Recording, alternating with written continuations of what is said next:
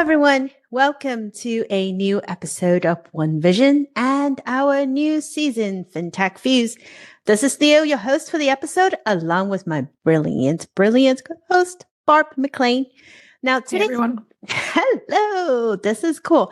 I can't wait. Barb, we need to make this a habit. Maybe every show. I think we should. I hope it becomes a habit for all the listeners too. Let's find out. Right? This is going to be fun. I think so far so good. Everything I've heard has been nothing but positive. I think everyone got bored of listening to me too. So we need a different voice. And speaking of different voice, today Barb and I are very delighted to welcome Stessa to join us on the show. Stessa Cohen is a strategic advisor, consultant, evangelist, and above all, someone that we have interacted with digitally, and a wonderful person. Welcome to the show, Stessa.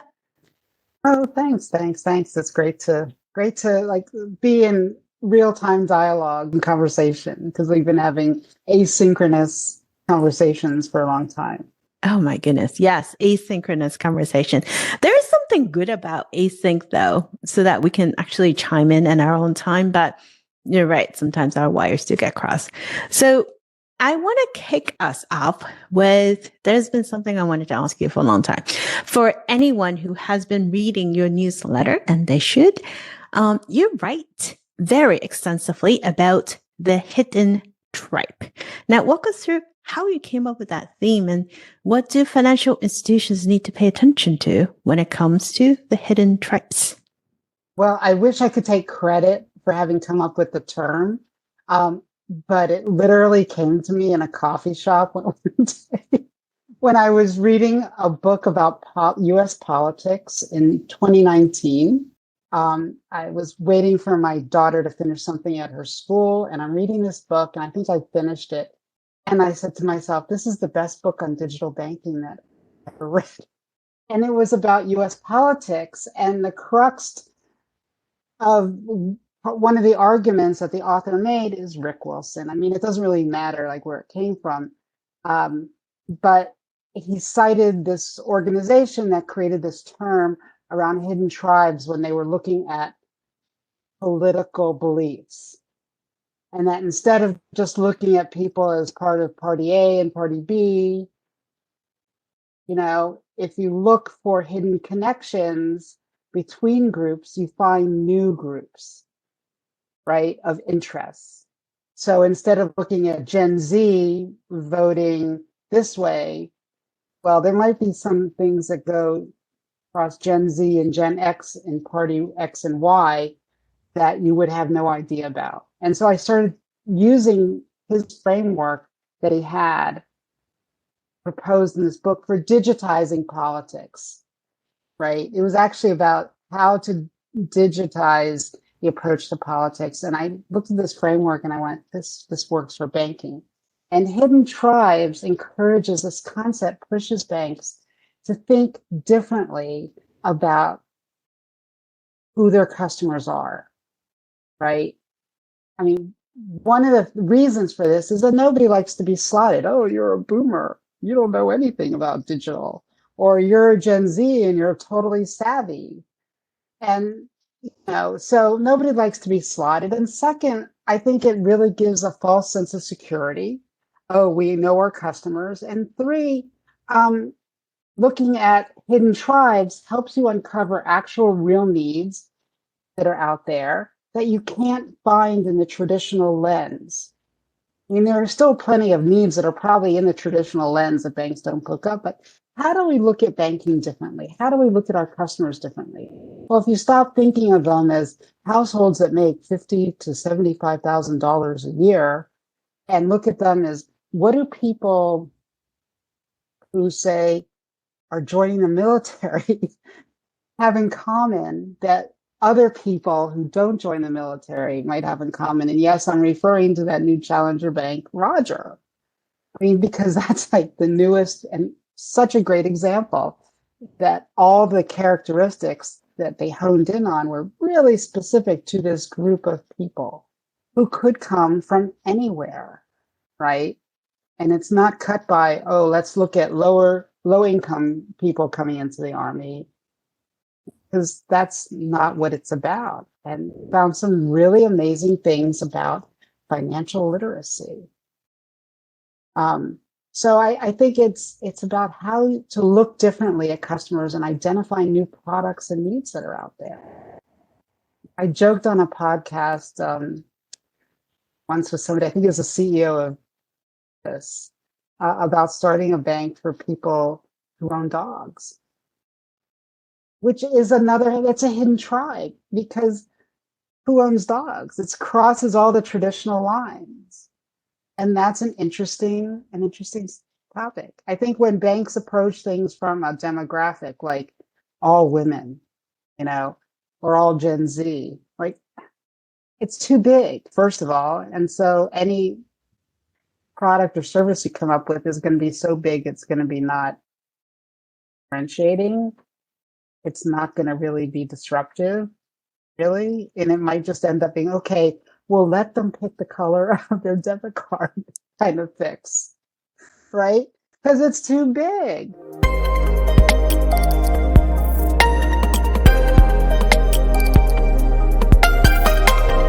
I love that learning from another industry, picking up, reading about US politics and being able to translate it back to financial services. Now, I know the three of us have been studying other jurisdictions for a long time, partially because at least some of us, have come from away as well.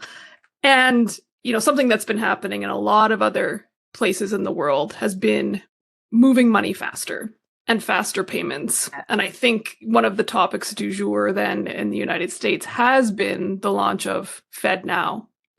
So wondering if you can share some of your thoughts about what is actually happening on the topic of open banking and faster payments in the US. Well, I wasn't aware that it was still around, the initiative. Worst kept secret? Best kept secret? Well, when I was covering check payments more, I was on the Federal Reserve websites more often. And so I would see it, right?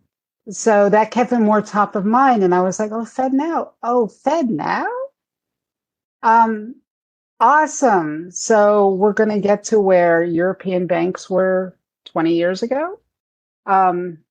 Stessa, we won't, because we're still writing checks. But that's a whole different topic. And I have 2 checks to write this afternoon. I literally remember 20 years ago, a friend of mine who was in a European country said, oh, can I move some money to your bank account so you can pay this credit card bill for me, because he was in another country, right? And then he said, here's my bank account number.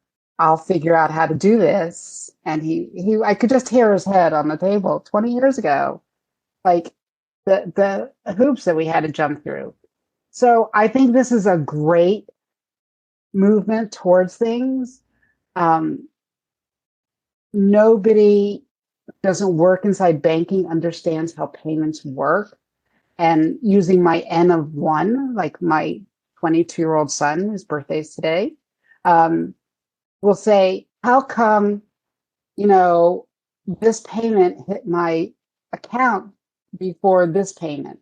And then you have to go into this long, well, I think the word he would use, lecture about the difference between an ACH payment and a credit card payment. And, it's already asleep.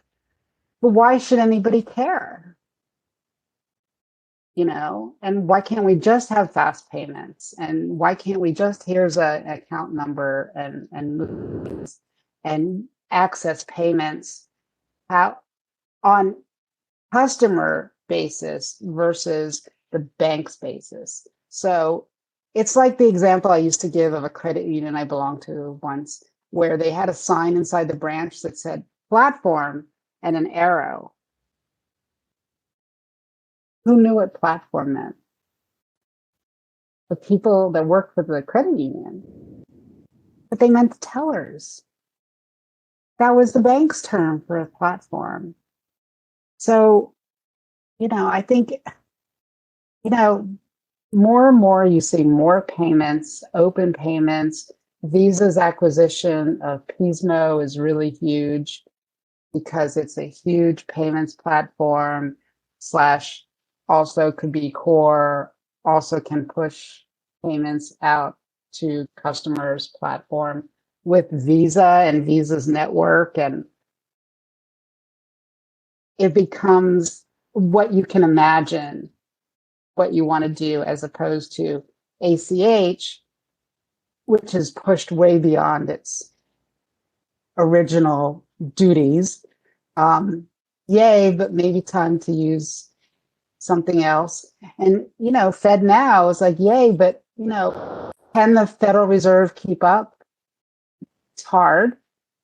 I think that they know what's going on, but it's hard for big organizations to keep up. Are they going to open up their protocols so that fintechs can use them and banks can use them to move money even faster? So, yay, because it's going to come, whether it comes through the Federal Reserve or not. I can sense the excitement, Stessa. Well, I was just, when the news came, I was like, I was Fed Now. Fed Now? Because, some of these programs, they die, right? And it's not like the Federal Reserve was going to announce that it died. I was like, whoa, that really happened. I say good. It's good that they actually finished a project. Listen, the project in India for, banking anywhere and payments, that took a long, long time. And it happened. And that's an even larger country, even more logistical problems in terms of pushing out to people. But it did happen. So I think this is coming. Are banks prepared for this? I don't know. A survey that I did through Third Eye Advisory, which I'm affiliated with, around upgrading legacy payment systems, is banks that we surveyed, which was around the world, we're just now getting ready to see payment systems. So, that's just starting to happen last year and this year. So that's just looking at it, saying maybe we need to do something with that. And it's not just one, right? There's usually a large retail bank is going to have several. To get to a hidden tribe, you need to be able to pull data from all of these systems that says, okay, how are my customers spending money for them individually or to identify a need, right?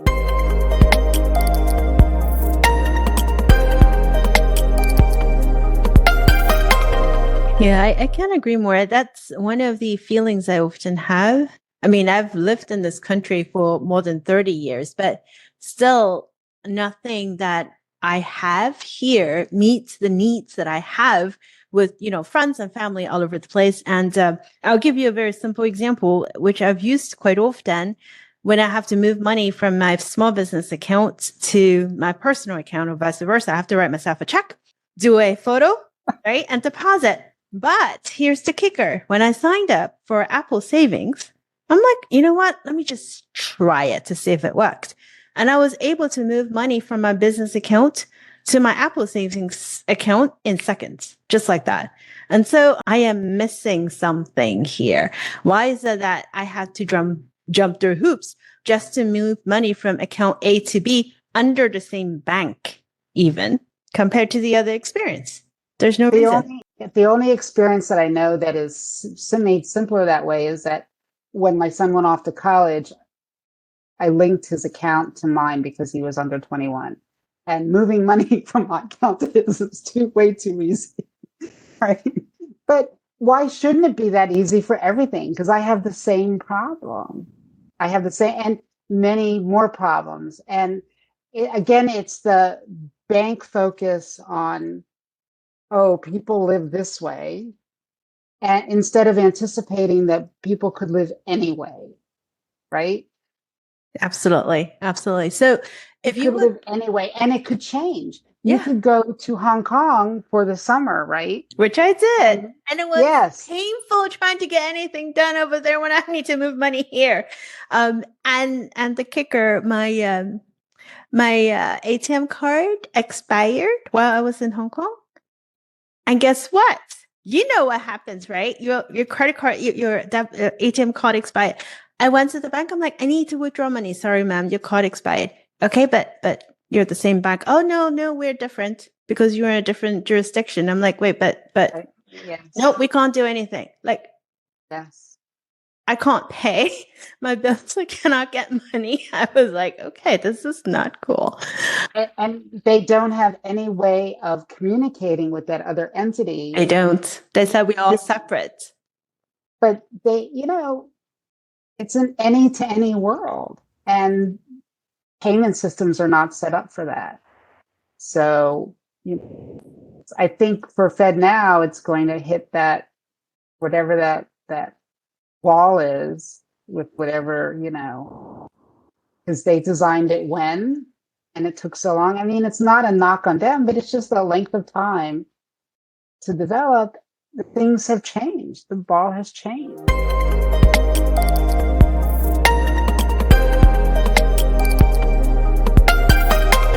What surprised you the most looking back at, other than the slow pace that we're all experiencing?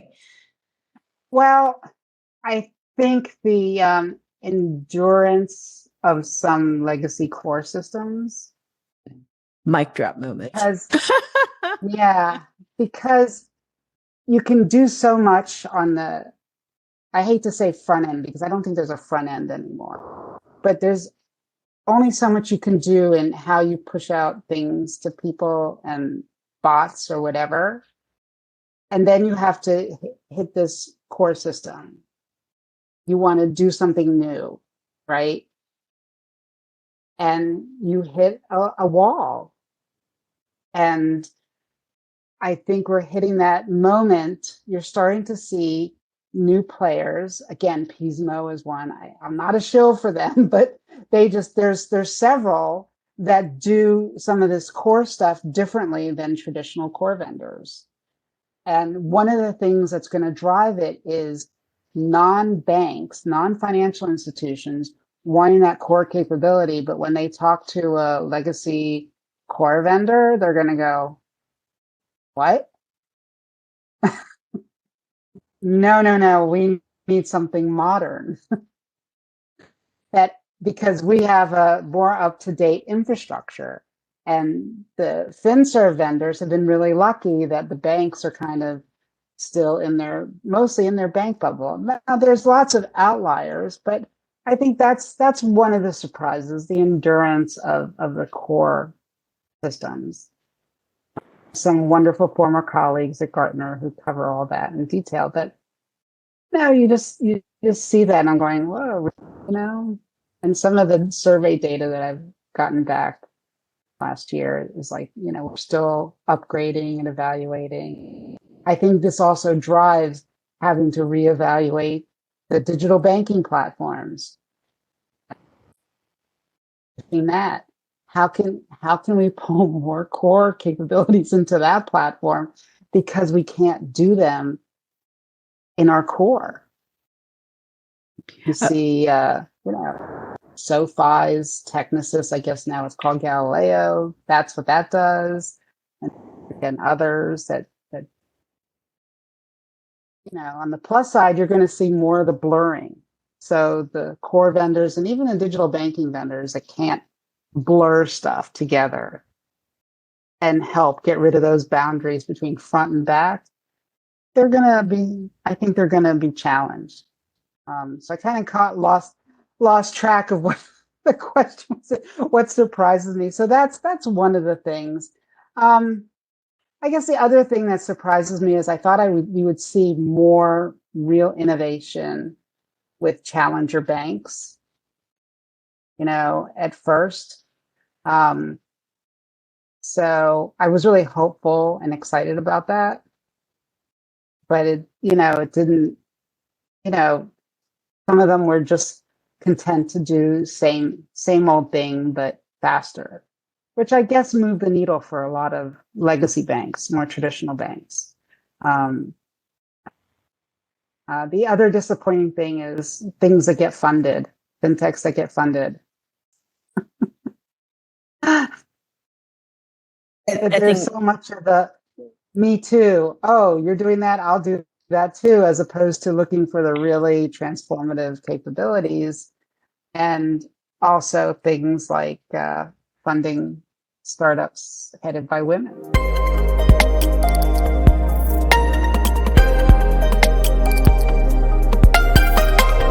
that seems to be an ongoing topic. I have a feeling Yeah. it won't change. Unfortunately. There's more awareness, Yeah. but I haven't seen real dollars. Who's aware? Okay. I'm Stessa, we sorry. keep I'm sorry this to up. be a I'm gonna bummer, have to drink. but who is aware? Who is aware? I know who's aware. The people that are suing the Fearless Fund, they're aware, right? And I have so many adjectives I can use to describe that, and none of them safe for work. But it's to the point where this is absurd. You are suing people because they get breadcrumbs of the pie. Really? Like this is the world that we're in right now. So, let's talk about something else. I would add one of the things that, yeah, otherwise so we would never end this. But one of the things I do think, if you ask me personally, I absolutely resonate with your point about I had wished that we would see more real innovation. I think that's something that, quite often we talk about, we could have done this, but we hadn't seen it. There is this need, but we still have not seen it. And one of those is branches. A lot of people have been talking for a long time. Future is branchless. There would not be branches. Branches don't do anything. Paper money is bad. All of these yada yada. Completely ignoring the fact that there are actually a lot of people who do not have access to anything but a physical branch, let alone that there is a real need that sometimes people do want to use a branch. That aside, I do have a question, and I want to ask you, what do you think is the future of bank branches? Because I know you wrote about this. Are there going to be branches in the future? I hope there will be, less perhaps, but I think there are still some demographics that need a branch. Well, I've written a lot about this recently because there's this, in the US at least, there's this always, every so often, there's a movement to put branches in post offices. And this irks me a lot. And it's usually not a suggestion from bankers. It's a suggestion from somebody with no skin in the game or should know better, like a politician. Like, it sounds like really good when they say it. But one of the most shocking pieces of data that I came across, and this is data like from organizations that study this, is that when the loss of a branch, whether it's an urban area or a rural area, kicks off a process of economic problems. So it's not just, do people need it to bank?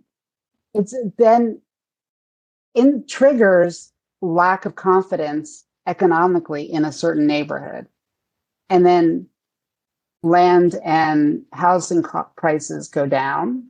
You start to see more neglected areas, or even, just services decline. And this could be urban, rural, or suburban. I don't think it matters. And it just triggers a lot of things that banks, when they're making a decision to close a branch, don't think about, because they're calculating how many people come in per day, what's the cost of the building, et cetera, et cetera. There's a branch 2 blocks from my house that's been empty for a couple of years now because I don't know. And there's weeds growing up. It's starting to be an eyesore. And in the neighborhood post-COVID, there are a lot of empty storefronts around it. So I see it in this environment, in my own neighborhood. But it triggers a lot of things around the economic growth of an area. That's one thing. The other thing is, I think I just read an article about how retailers screwed up with the whole physical store thing because they didn't anticipate that after COVID, people would want to go back to stores.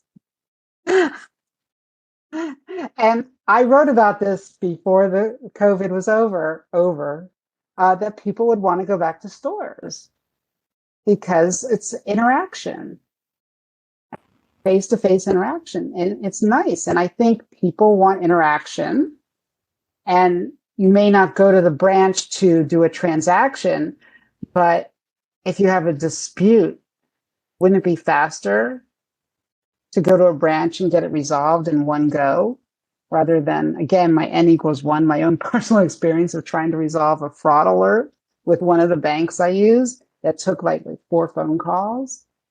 4. And it was like very Kafkaesque, like, there was some internal reason why it went to fraud that nobody can probably understand. And it was just bizarre. But if I could have gone in somewhere and taken time out of my day and gotten it fixed in one go, that's a lot easier, even if I could do it in the car waiting for my daughter to come out of her gymnastics. The computer made me do it is one of my most hated phrases to hear. I'm sure same for anyone that would be on the receiving end of that. I mean, but it's like, but if you could have sit in front of someone, they could solve the problem. And I think also the engagement that's necessary for lending. And this is one of the reasons why the economics of a branch influences a neighborhood, is small business lending suffers because you get put into an algorithm and it comes out, oh, you're a small business and you don't qualify, blah, blah, cancel. Somebody who's a branch manager at a branch, they know the people in their neighborhood. And they know the businesses, they know the people. Oh, you're Sally, you started this catering business out of your house and now you've got a storefront or a truck. They understand the evolution, and there's more trust built and relationship built that you can actually fund something. So I see it as actually, if the large banks don't want to be there, I think it's a huge opportunity for credit unions and community banks to say, this is our bailiwick, If I'm a credit union servicing police officers and firefighters, where do they live? Well, actually next door to me. So, but, where do they live? Where do they shop? I want to put a branch there, right? Because I want their whole family to come in and, do business with them.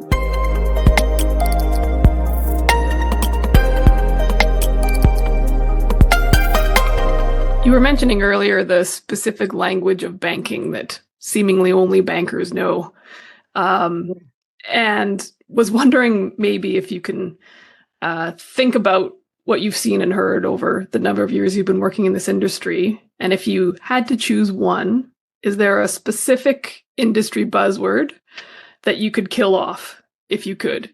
This is such a hard choice.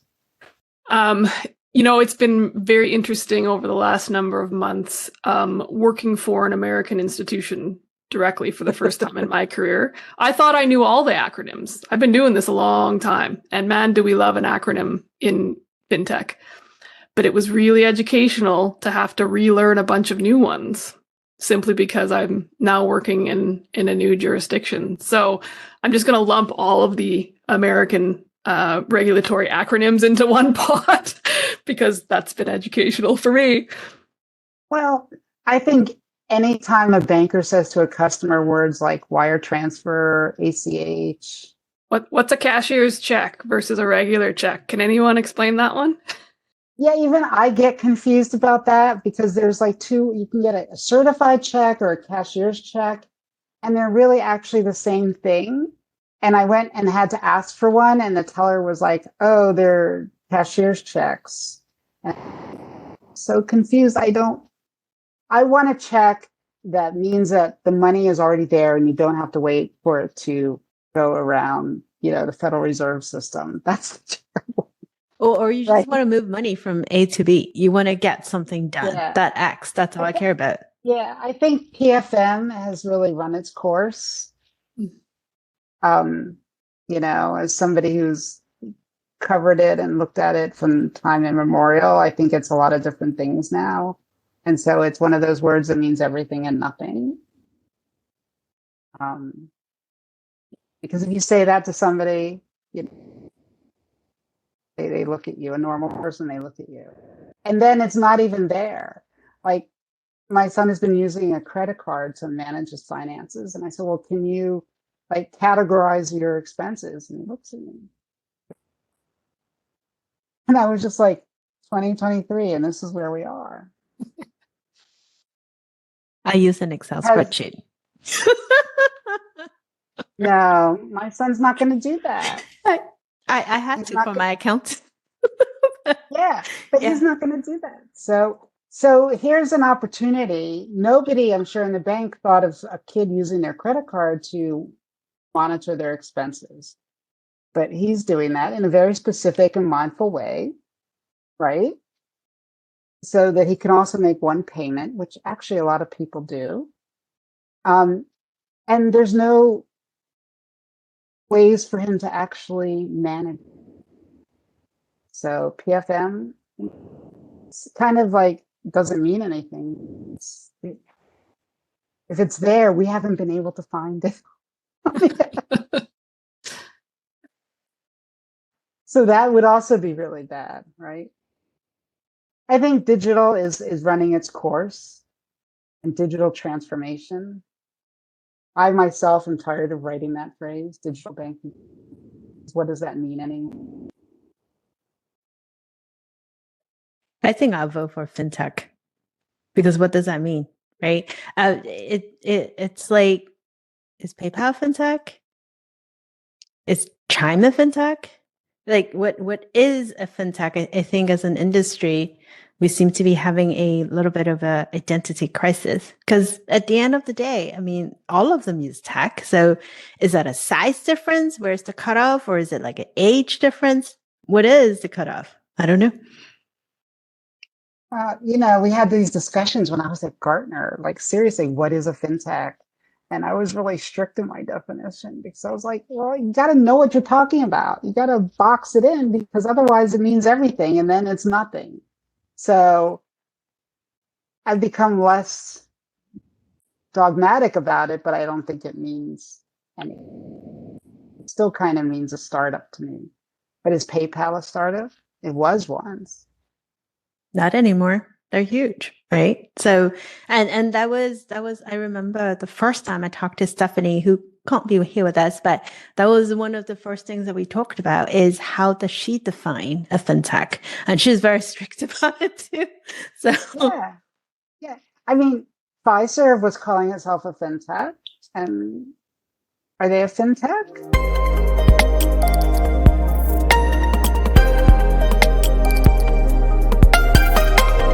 Well, you've been watching the industry for a number of years now. So it's not the end of the year yet, but we're going to ask for one of these early. Can you give us some predictions for the next 12 to 18 months? What do you think is going to be the next thing that's happening? I think you're going to start to see more acquisitions that are like the SoFi Galileo Technisys thing and the Visa Pismo thing. God, they should be paying the number of times I mentioned them today. But what's really interesting is they came out of Brazil and were starting to ramp up in Europe and Asia, and just now moving into the States. But now Visa has them. It's not an obvious fit, but strategically makes a fit. And it goes back to what we were talking about in terms of, is it a fintech or a bank? So SoFi started off doing lending, and I think it has a bank license now, or is looking for a bank license, and they've acquired these two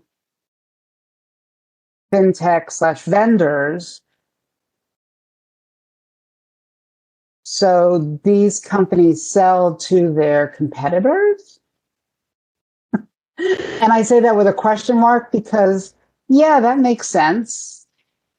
Having multiple ways to generate revenue. So I think you're going to see more of that. And it's not the traditional acquisition of a fintech or vendor for a bank and then sucking it in the guts into the bank and then you never see it again, which is the traditional mode.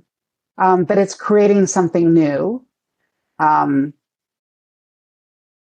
I think that you're going to see more of that. I think we're going to continue to see blurred lines between what is traditionally known as delivery, traditionally known as core, in some kind of platform way that allows financial institutions and non-financial institutions to pull in these capabilities that they need. So if they're doing it through a bank or not, you see all kinds of things happening around the world. For example, telcos are getting now the ability to, or banks are getting the ability to buy into existing banks in Ethiopia, where the market was very closed, and now it's opening up.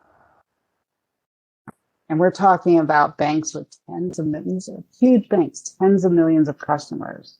And so banks on the outside can buy a share of a bank and swiftly change the whole nature of banking in a country much more quickly than before. Why? Because you can bring in these technologies that are new and place and you can do it in the cloud, right?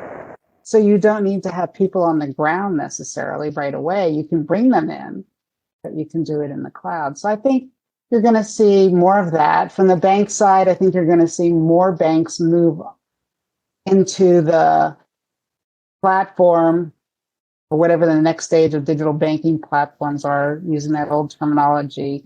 What's going to differentiate them is the ones that can actually bring together those ecosystems and really expose them with what they're doing around, hopefully around hidden tribes and new ways of looking at their customers to push out the functionality they need, not looking for the killer app. But, so I think there's going to be another round of these replacements ongoing to get what they need. That's based on the data that I've seen that we've collected at Third Eye around this. We're going to start to see payments transform, and it's going to be that same way. It's not going to be siloed. I think the banks that are smartest are going to look at this all together. We have to replace core. We have to do something about the legacy to do what we want to do for customers. How, if they're not looking at it strategically like that, before they go off and do their separate things, I think, that again will be another differentiator with banks. So. Stessa, you went through the entire half hour without talking about Apple.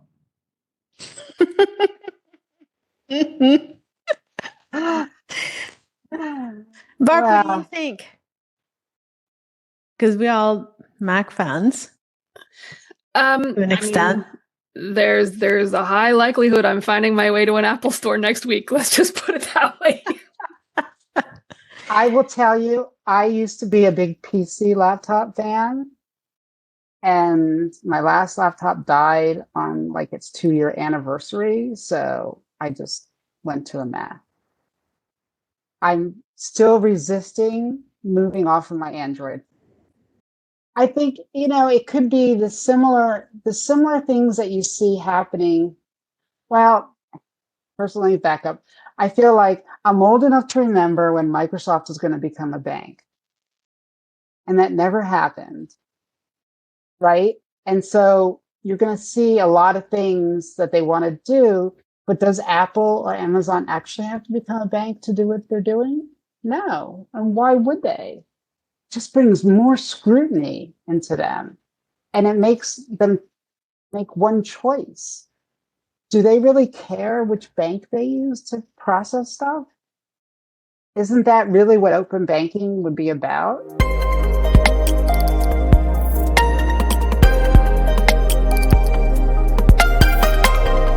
I agree.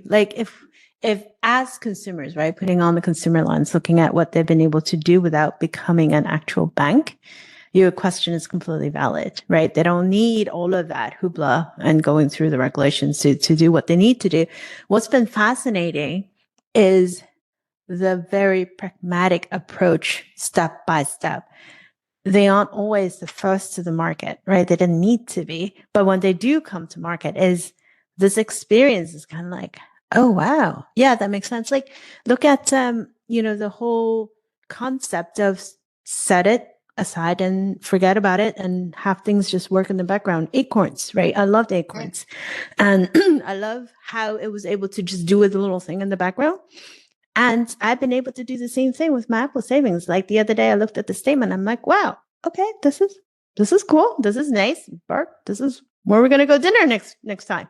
It's fascinating to see like little things, and I would love to see them use their understanding of consumer behavior to help us do even more. Because gosh, we need help. Yeah, and that's the thing that fascinates me with banks, that they could fix some simple things and make such a huge impression. Those things that you're talking about are not huge, but they're important to you, like not on a daily basis, but when you go and look at your statement and you go, oh my goodness, I've saved X amount of dollars, and I really wasn't thinking about it. Exactly. I mean, Smarty Pig was like that for me when they came up, and I set up all these different accounts and I was able to save for stuff. Like sometimes it was just like $20 at a time. It was like, well, I was really financially stressed when I was getting a divorce then. And so like every dollar mattered, but I was able to set aside like $25 for this, $25 for this, and $25 for this. And then, I didn't have to think about it. And then all of a sudden I was like, whoa, that's awesome. I can do X now.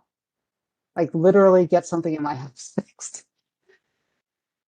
Absolutely. But right. Little and things that matter. made it made a huge difference. And this is why I harp on this all the time in my newsletter around small wins have these big, big results, because it's not like banks never tried to do big things before. But transformation is, first of all, an ongoing thing. And second of all, the worst project anybody wants to be on in a bank is the one that never ends or never gets approval, or, it just takes so long. That was my biggest fear, was being on projects that, you would be in your next job interview and they would say like, how did that turn out? And you're like, I've done some of this. but everybody wants to see tangible results. It's a human thing. Whether it's the person we're using the app or it's the engineer who's designing it, the customer experience people, they want to see a result and get stuff done. But I think it's those little wins that stack up. And so Apple is really smart in that way of doing these little things, and hopefully in the back, someone's thinking, where do we go with this? Especially how many different directions can we go with this? Like when they do a new credit card, I'm like, okay, I'm bored, because to me, that's not going to tempt me. That just doesn't tempt me. But things that work in the background, things that use AI in smart ways. I did a bunch of research years ago about, and this gets even more so with the climate change we're experiencing worldwide. Like, if the heat goes up so much and I'm going to use X amount more electricity and my costs are going to go to here, am I going to be able to pay for the same electricity next summer? And the tools that the bank needs to do that, to then prepare me, because I don't want to wait until next July. But if the bank could pull in data around, weather forecasting for Philadelphia and electric bills, electric data, which they can get or could get, and analyze that with what customers paid or couldn't pay, I used to call it empathic banking, and now maybe it's just smart. It's smart banking and invisible, right? Yeah. Wouldn't you like to know? And same goes with the flip side in cold weather. If things are going to be less cold, or like we've had less snow and less cold, what does that mean for me financially? Well, it could mean a lot. It could mean hundreds of dollars a month, actually, if it's warmer. On the other hand, if we have more tornadoes here, that line is definitely moving east a little bit, and I'm watching it very cautiously. But this has been amazing. You giving us a lot of food for thought. I've been scribbling notes. I don't know what to say, but this is really good. And please do keep writing.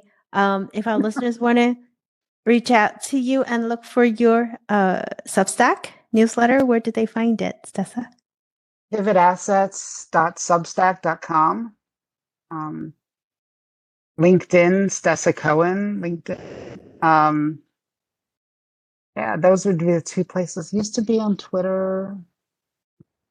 We don't talk about the bird app much anymore, but I see you lurking on Mastodon occasionally. So yeah, I like that. I wish that it was more popular. Maybe next time we talk, it'll be different. I don't want to use my Instagram to get onto Threads because my Instagram is just for looking at sheep and cat videos. Mine was all bunnies and alcohol. So exactly. I don't post. I just want to see pictures of sheep and barns and big fields.